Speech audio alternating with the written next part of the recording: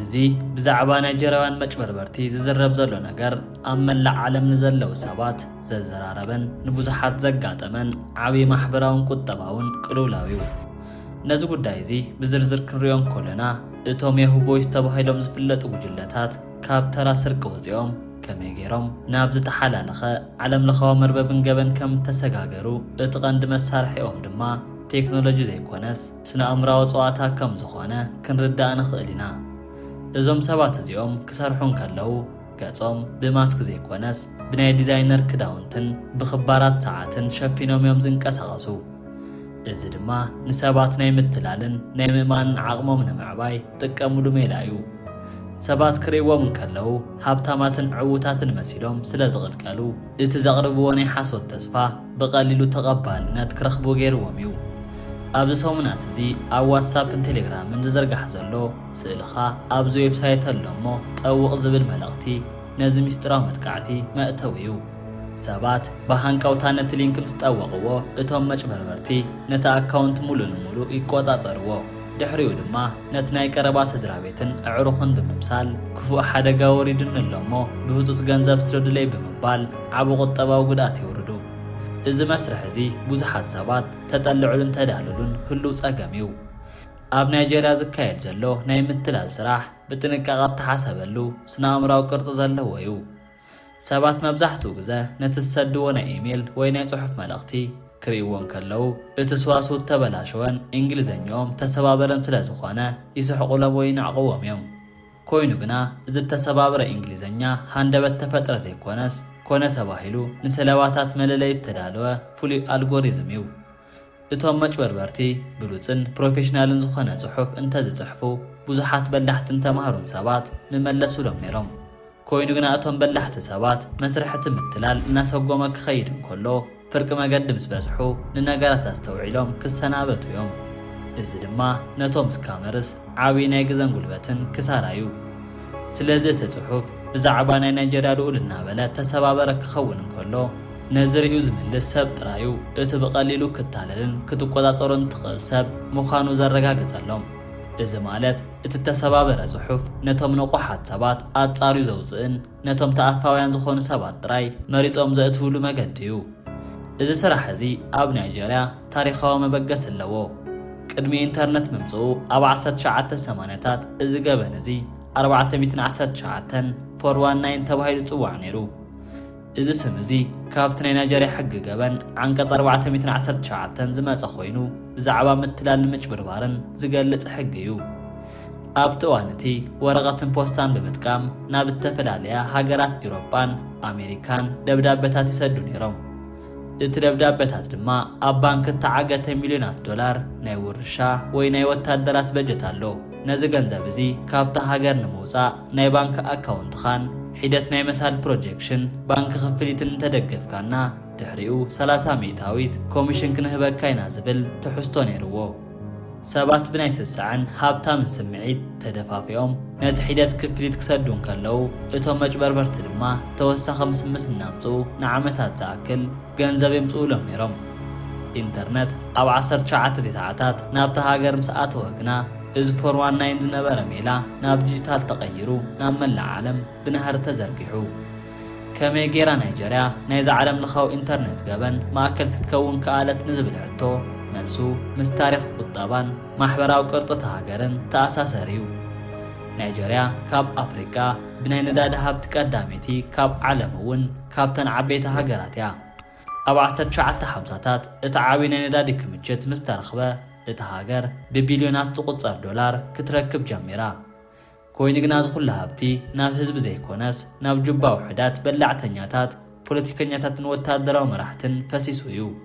እቲ ህዝቢ ኣብ ኣዝዩ ሕማቕ ድኽነት ስእነት መብራህትን ጽሩይ ማይን እናነበረ እቶም ሰበስልጣን ግና ናይ ቢልዮናት ዶላር ወፃኢ ሃብቲ ክሰርቁን ክዘርፉን ወላ ሓንቲ ስጉምቲ ኣይውሰደሎምን ነይሩ።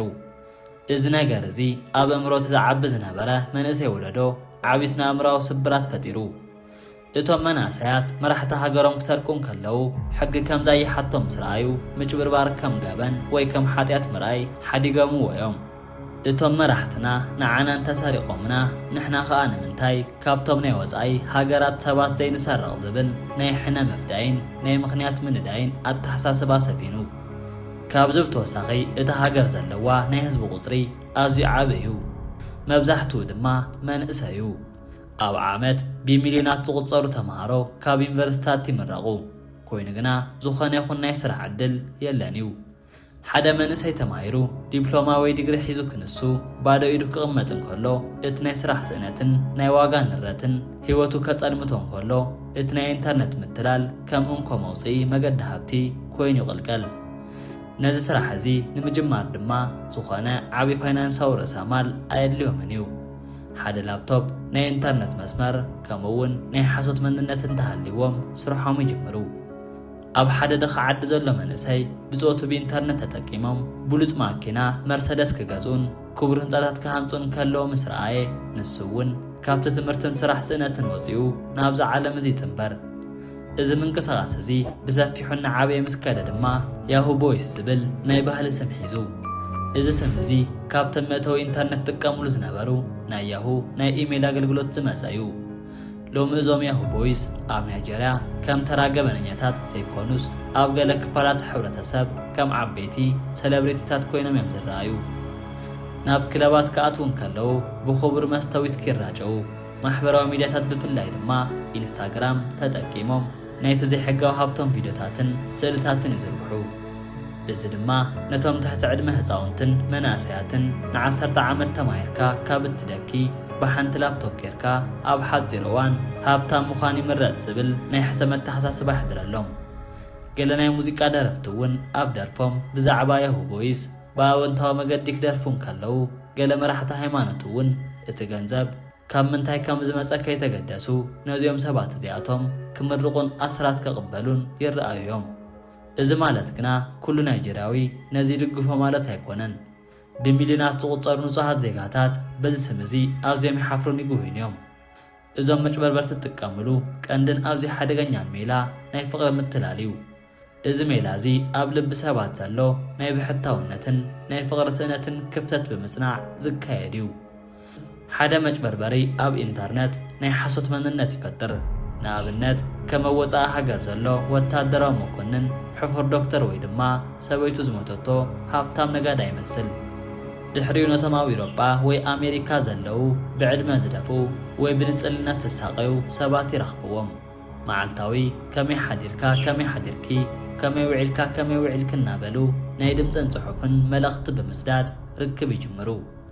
ንኣዋርሕ ዝኣክል ብዛዕባ ፍቕርን መጻኢ ህይወትን እናዕለሉ ነቲ ሰብ ስነኣእምራዊ ጽጋዕተኛነት ከም ዝህልዎ ይገብርዎ እቲ ሰለባ ዝኾነ ሰብ ብሓቂ ፍቕሪ ዝረኸበ መሲልዎ ልቡ ሙሉእ ንሙሉእ ምስ ሃቦም እቲ ድራማ ይጅምር ሃንደበት ሓደጋ በፂሑኒ ሆስፒታል ኣቴ ናይ ቪዛ ክፍሊት ፀጊሙኒ ወይ ድማ ናይ ንግዲ ገንዘበይ ተዓጊቱ እሞ ብህፁፅ ሓግዘኒ ይብልዎ እቲ ዝታለል ሰብ ነቲ ኣፍቃሪኡ ዝመሰሎ ንምድሓን ክሳብ $100,000 ይሰድድ እዩ ሓንሳብ ገንዘብ ምስ ሰደደ ድማ ካብቲ መፃወድያ ክወፅእ ኣይክእልን ምክንያቱ እቲ ዝሰደዶ ገንዘብ ክምለሰሉ ብምድላይ ተወሳኺ ክኸፍል ይግደድ እቲ ዝሕዝን ድማ እዚ ነገር እዚ ምትላሉ ምዃኑን ዝነግርዎ ናይ ቀረባ ስድራ ቤቱ እውን ከኣምኖም ፈቃደኛ ኣይከውንን እዚ ናይ ያሁ ቦይስ መርበብ ሎሚ ብደረጃ ትካል ተወደበ ዓብ ናይ ገበን ኢንዱስትሪ ኮይኑሎ ሓደ ስካመር ብሓንሳብ 12 ፆታታትን ተፈላለዩ ነጋዶን ከዘራርብ ይኽእል ልክዕ ከም ሓደ ናይ ዓማዊል ኣገልግሎት ትካል ማለት እዩ ኣብ ውሽጦም ያሁ ኣፕሊኬሽንስ ወይ ናይ ያሁ ተምሃሮ ዝበሃሉ ሓደሽቲ መናእሰያት ኣለዎም እዚኣቶም ከመይ ጌርካ ሰነዳት ከም እትሰርቕ ከመይ ጌርካ ናይ ሃገራት ኣክሰንት ከም እትመስል ከመይ ጌርካ ናይ ባንክ ደቀቕቲ ሕግታት ከም እትሓልፍ ስልጠና ይወሃቦም እቲ ጉጅለ ብተወደበ መገዲ ይሰርሕ ገሊኦም ስክሪፕት ናይ ምትላል ጽሑፍ ይጽሕፉ ገሊኦም ናይ ሰባት ናይ ኢሜል ኣድራሻታት የዋህልሉ ገሊኦም ድማ እቲ ዝመፀ ገንዘብ ብክሪፕቶ ከረንሲ ኣቢሎም ናብ ንጹህ ገንዘብ ይቕይርዎ ከም ብላክስ ኤክስ ዝበሃሉ ዓበይቲ ጉጅለታት ድማ ካብ ናይጀርያ ወፂኦም ኣብ ጣልያን ዓባይ ብሪጣንያ ኣሜሪካን ደቡብ ኣፍሪካን ዓበይቲ ናይ ገበን መርበባት ዘርጊሖም ይርከቡ ስለዚ እዚ ፀገም እዚ ካብ ሓደ ጸሊም ክፍሊ ኮፍ ኢሉ ዝሰርሕ ሰብ መፂኡ ንመላእ ዓለም ዘስግእ ዘሎ ማሕበራውን ስነ ኣእምራውን ወታደራውን ቅልውላዊው ናይዚ ዓለም ለኻዊ መስርሕ ምትላል ሚስጥር ዝያዳ ንምርዳእ ካብቲ ልሙድ ናይ ወፃኢ ሃገራት መርበባት ወፂና ናብቲ ውሽጢ ናይጀርያ ዝካየድ ሚስጥራዊ መሳርሕታትን እምነታትን ጠሊቕና ክንሪኦ ኣለና።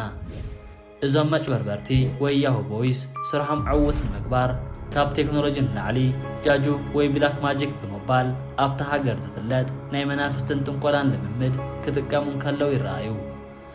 እዚ ሜላ እዚ ያሁ ፕላስ ተባሂሉ ዝፅዋዕ ኮይኑ እቶም መናእሰይ ናብ ባህላውያን ጠንቆልትን ናይ መናፍስቲ መራሕትን ብምኻድ እቶም ኣብ ኣሜሪካን ኢሮጳን ዘለው ሰለባታት ንዝፀሓፍሎም ጽሑፍ ከይተጠራጠሩ ክቕበልዎ ኣእምሮም ክዕጾ ከምኡውን ዝሓተትዎም ናይ ገንዘብ መጠን ብዘይ ምስምስ ክሰድሎም ዝሕግዝ ፍሉይ ዕጣንን ፈሳሲ መድሓኒትን ይወሃቦም።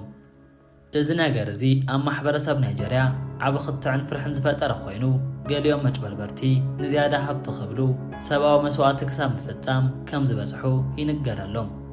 እዚ ድማ ነቲ ናይ መጀመርታ ናይ ኮምፒተር ስርቂ ጥራይ ዝነበረ ገበን ናብ ኣዝዩ ጨካንን ዘስካሕካሕን ሰብኣዊ ቅልውላው ቀይርዎ ኣሎ። እዚ ከምዚ ኢሉ እንከሎ እቲ ናይ ማሕበራዊ ሚድያታት ምዕባለ ነቲ ናይ ምጭብርባር ስራሕ ፍሉይ መልክዕ ሒብዎ ኣሎ። ሎሚ ዘለው መናእሰይ ከምቲ ናይ ቀደም ብምስጥርን ብፍርህን ዘይኮነስ ኣብ ቲክቶክ ፍሉያት ናይ ያሁ ቦይስ መዝሙራትን ሳዕስዒታትን ብምድላው ስርሖም ከም ሓደ ዓቢ ጀግንነት ናይ ስራሕ ዕድልን ገይሮም የፋልጥዎ።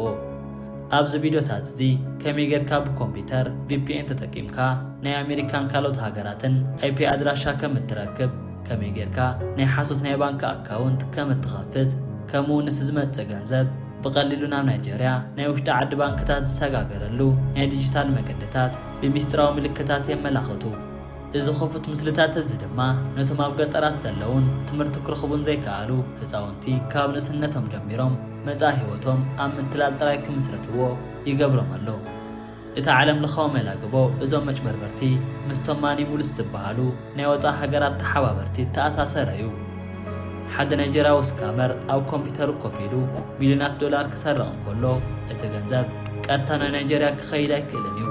ምክንያቱ ናይ ኣሜሪካን ኢሮጳን ናይ ፀረ ገንዘብ ምጭብርባር ሕግታት ወዲያው ስለ ዝሕዞም እዩ።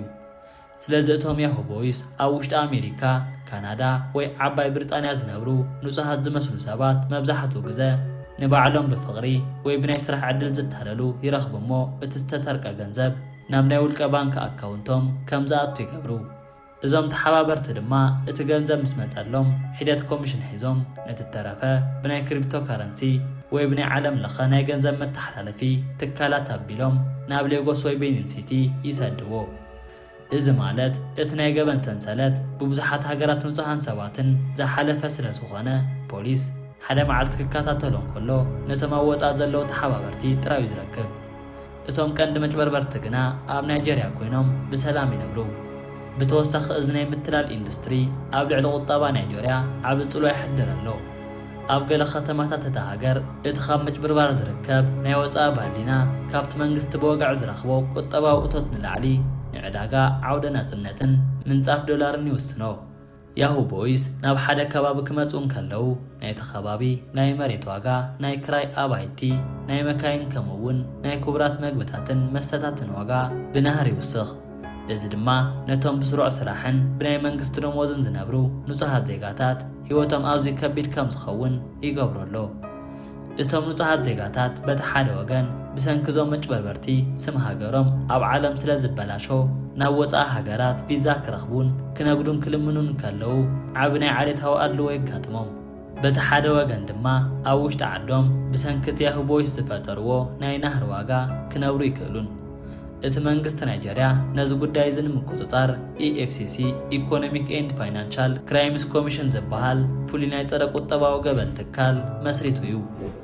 እዚ ትካል እዚ መዓልታዊ ኣብ ልዕሊ ሆቴላትን ናይ ኢንተርኔት ካፌታትን ድንገተኛ መጥቃዕቲ ብምክያድ በማየት ዝቁፀሩ ያሁ ቦይስ ይኣስርን ኮምፒተራቶም ይህግርን እዩ። ኮይኑ ግና እቲ ኣብቲ ሃገር ዘሎ ዓሚቕ ናይ ሙስና መሓውር ነዚ ስራሕ እዚ ውፅኢታዊ ከም ዝኸውን ይገብሮ።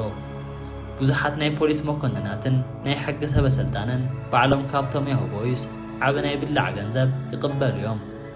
ሓደ መጭበርበሪ ቢቢልዮናት ናይራ ናይ ናይጀርያ ገንዘብ ሒዙ ተታሒዙ ነቶም መርመርቲ ፍርቅቲ ገንዘብ ብምሃብ ወዲያው ካብ ማእሰርቲ ክፍታሕ ይኽእል እዩ። እዚ ድማ ነቲ ናይ ሕጊ ስርዓት ዘይተኣማኒ ብምግባር እቶም መናእሰይ ንሕጊ ፈጺሞም ከይፈርሑ ገብሮም። ኣብ መወዳእታ እቲ ናይ ምትላል ስራሕ ካብቲ ውልቃዊ ናይ ፍቕሪ ወይ ናይ ባንኪ ምትላል ወፂኡ ናብቲ ዝለዓለ ናይ ትካል መጥቃዕቲ ቢዝነስ ኢሜል ኮምፕሮሚስ BEC ተሰጋጊሩሎ። ሎሚ እቶም በሊሕን ብዲጂታል ዝሰልጠኑን ያሁ ቦይስ ንውልቀ ሰባት ጥራይ ዘይኮኑስ ኣብ ኣሜሪካን ኢሮጳን ዘለው ዓበይቲ ትካላትን ሆስፒታላትን ናይ መንግስቲ ትካላትን እዮም ዝሃርሙ። ናይቲ ትካል ዋና ኣካያዲ ስራሕ COE ኢሜል ብምስጥር ብምጥላፍ ነቶም ናይ ሒሳብ ክፍሊ ሰራሕተኛታት ብህጡፅ $1 ሚልዮን ናብ ዝሓድስ ናይ መቕረቢ ባንክና ኣካውንት ስለዱ ዝብል ፍጹም ሓቀኛ ዝመስል መምርሒ ልእኽሎም። እቲ ትካል እቲ መስራሕ ከየጻረየ ነቲ ገንዘብ ምስ ሰደዶ እቶም መጭበርበርቲ ኣብ ውሽጢ ደቓይቕ እቲ ገንዘብ ናብ ዝተፈላለዩ ሃገራት ብምዝርጋሕ ከም ዝጠፍእ ይገብሩ። እዚ ሓድሽ ሜላ እዚ ሎሚ ንዓለም ለኻዊ ናይ ኢንተርኔት ድሕንነት ዓብ ስጋኣት ኮይኑ ይርከብ። እዚ ኩሉ እከይ ተግባራት ዝያዳ ምስጢራውያን ናብ ዝኾኑ ሓደሽቲ መድረኻትን ሜላታትን እናተሰጋገረ ክኸይድ እንከሎ እቶም ያሁ ቦይስ ሎሚ ካብቲ ልሙድ ናይ ኮምፒውተር ኢሜል ወፂኦም ናብ ናይ ሞባይል ኣፕሊኬሽናትን ተራቐቑ ናይ ምትላል ሶፍትዌራትን ገጾም ኣድሂቦም ኣለዉ። ሓደ ካብቲ ሎሚ ኣብ መላእ ዓለም ኣዝዩ ንድሕንነት ሰባት ስጋኣት ኮይኑ ዘሎ ሜላ ክሪፕቶ ሮማንስ ወይ ቢግ ፓቸሪንግ ዝበሃል ኮይኑ እዚ ድማ ነቲ ናይ ፍቕሪ ምትላል ምስ ናይ ሓሶት ናይ ክሪፕቶ ከረንሲ ኢንቨስትመንት ብምውሃድ ዝካየድ እዩ። እቶም መጭበርበርቲ ነቲ ሰለባ ዝኾነ ሰብ ብፍቕሪ እምርኡ ምስ ኣመንዎ ድሕሪኡ ኣነ ብፍሉይ ናይ ቢትኮይን መዐደሊ መርበብ ኣለኒ እሞ ኣብዚ ገንዘብ እንተእቲኻዮ ኣብ ሰሙን ዕፅፊ ክትረክብ ኢኻ ብምባል ናብ ሓደ ባዕሎም ዝሰርሕዎ ናይ ሓሶት ዲጂታል መድረኽ ፌክ ትሬዲንግ ፕላትፎርም ከም ዝኣቱ ይገብርዎ። እቲ ሰብ ኣብቲ መርበብ ኮይኑ ክሪኦም ከሎ እቲ ዘእትዎ ገንዘብ መዓልታውን ንዓበየ ዝኸይድ ይመስሎ ኮይኑ ግና እቲ ቁፅሪ ናይ ሓሶት ኮይኑ እቲ ገንዘብ ቀጥታ ናብ ጅቦኦም እቶም ያሁ ቦይስ ዝኣቱ እዩ። እቲ ሰለባ ዝኾነ ሰብ ንፈለማ እዋን ሒደት ክፋል ናይ ትእቶት ከውፅእ ክሓትት እንከሎ እምነት ምእንቲ ክሓድረሉ ወዲያውን የፍቅድሉ ኮይኑ ግና ጸኒሑ ኩሉ ትዘዋህልሎ ዓብ ገንዘብ ከውፅእ ክደሊ እንከሎ ተወሳኺ ናይ ታክሲ ክፍሊት ክትከፍልለካ እናበሉ ንዘለዎ ኩሉ ቁጠባዊ ዓቕሙ ክሳብ ዝውድእ ይማጽውዎ። ካብዚ ተወሳኺ እዞም መጭበርበርቲ ሎሚ ናይ AI ቴክኖሎጂ ብሰፊሑ ክጥቀምሉ ጀሚሮም ኣለዉ። ብፍላይ ድማ ዲፕፌክ ዝበሃል ናይ ድምፅን ቪድዮን ናይ ምቕያር ቴክኖሎጂ ተጠቂሞም ናይ ሓደ ንጹህ ሰብ ወይ ሰበስልጣን ቪድዮ ብምስራሕ ብቐጥታ ብቪድዮ ኮል ክዛረቡ ከለዉ ፍጹም ሓቀኛታት መሲሎም ይቐርቡ። እዚ ድማ እቶም ተጠራጠርቲ ዝነበሩ ሰባት እውን ከይተረፉ ብቪድዮ ሪኤካየ ብምባል ብቐሊሉ ናብቲ መጻወድያ ከኣትዉ ይገብሮም። ምስ ተኣሳሲሩ እቲ ኔክስት ጄን ያሁ ቦይስ ተባሂሉ ዝጽዋዕ ሓድሽ ወለዶ መጭበርበርቲ ሎሚ ኣብ ውሽጢ ጸሊም ዕዳጋ ኢንተርኔት ብምእታው ናይ ሰባት ክሬዲት ካርድታትን ሚስጥራዊ መለለዪ ቁጥርታትን ብጅምላ ብምዕዳግ ብስምቶም ሰባት ናይ ሓሶት ናይ ቀረጽ ምምላስ ፎርማት ታክስ ሪፈንድ ፍራውድ ብምምላእ ካብ ሃገራት ኤውሮጳን ኣሜሪካን ሚልዮናት ዶላር ይሰርቁ። እዚ መስርሕ እዚ ምንም ዓይነት ተዋሶ ወይ ጽሑፍ ዘይሓትት ብምዃኑ እቲ ናይ ቀደም ዝተሰባበረ እንግሊዝኛ ዝበሃል ታሪኽ ተሪፉ ሎሚ ሙሉእ ንሙሉእ ብዲጂታል ተራቐቐን ብቴክኖሎጂ ተደገፈን ናይ ዓለም ለኸ ፋይናንስ ስርቂ ኮይኑ ይርከብ። እሞዳእ ክቡራት ሰማዕተይ እውን ካብ ከምዚ ዓይነት ስርቂ ተጠንቀቑ እናበልኩ ኣብዚ ሓሳብ ዘለኩም ርእቶ ኣብ ናይ ኮመንት ቦታ ግደፍለይ ክብል ፈቱ።